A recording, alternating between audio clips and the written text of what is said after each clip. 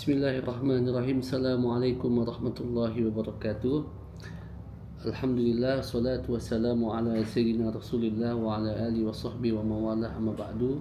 Kita akan kembali membaca Al-Wasiyah Siddiqiyah yang dikarang oleh Al-Imam Al-Qutub Al-Akbar Abi Abdullah Muhammad ibn Siddiq Al-Gumari Al-Hasani Qaddasallahu sirah. Kita sampai pada pembahasan Al-Iqtida'u bil A'immah. Pentingnya meneladani para imam-imam kita, para salafun salih. Apa yang dimaksud dengan al-iqtida bil a'immah? Di sini dijelaskan seyogyanya bagi orang-orang yang meniti jalan Rasulullah sallallahu alaihi wasallam untuk menjadikan para ulama dan para salaf as-salih sebagai panutan fima kanu alaihi min sinnil ahwal, karena keadaan mereka memang sudah sangat sesuai dengan sunnah baginda Nabi Muhammad sallallahu alaihi wasallam, wa jamilil akhlaq, dan betapa perangai mereka sangatlah indah, wal iqbali alal ibadah, dan bagaimana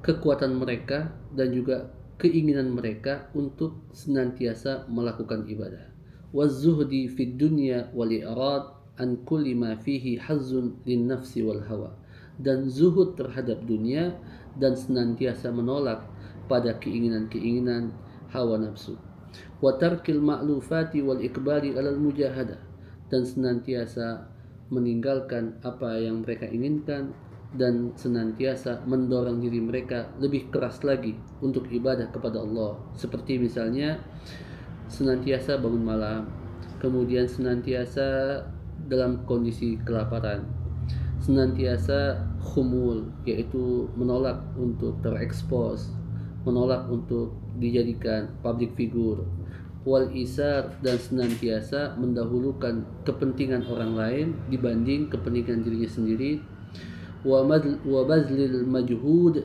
fil khidmah, dan senantiasa menjadikan diri mereka pelayan bagi hamba yang lain.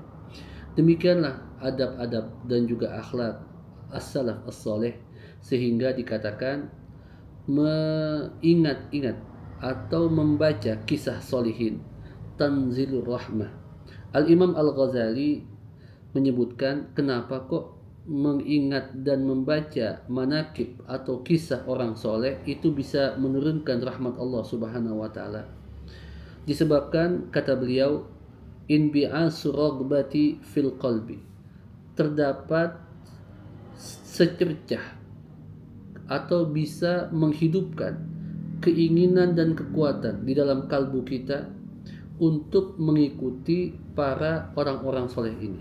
Jadi dengan adanya membaca, maka terbitlah keinginan dalam diri kita untuk mengikuti jalan mereka, dan karena mabda'u fi'lil khair ar-raghbah, yang namanya permulaan perbuatan itu adalah keinginan, maka keinginan itu akan timbul setelah kita mendengarkan kisah-kisah orang soleh. Maka disinilah turunnya rahmat Allah subhanahu wa ta'ala. Walihada lam yazal da'ba ahli tariq wa a'immati ahli tahqiq zikrul manakib wa fadailil akhyar fi kutubihim. Oleh sebab itu, kalau seandainya kita melihat tradisi tasawuf, tradisi para ulama kita, tradisi salafun salih, itu adalah senantiasa menulis di dalam kitab-kitab mereka manakib-manakib dan fadilah-fadilah, atau yang bisa disebut oleh zaman sekarang biografi daripada guru-guru mereka semua. Bagaimana kondisi mereka, bagaimana majlis ilmunya, bagaimana halaqah zikirnya, bagaimana mereka rajinnya, bagaimana mereka kuatnya di dalam ibadah, bagaimana mereka sangat senangnya beramal saleh, dan bagaimana mereka mengikuti akhlaknya, dan bagaimana meniti jalan mereka. Oleh sebab itu, Allah subhanahu wa ta'ala memasukkan hal ini pada sebuah ayat, wa kullan naqussu 'alaika min anba'i rusul ma nusabbitu bihi fuadak. Jadi yang namanya mempelajari kisah nabi-nabi terdahulu itu bisa memperkuat hati kita dalam agama Islam, Maka karena para ulama adalah pewaris para nabi, maka mengikuti atau membaca kisah para ulama juga akan bisa memperkuat keimanan kita.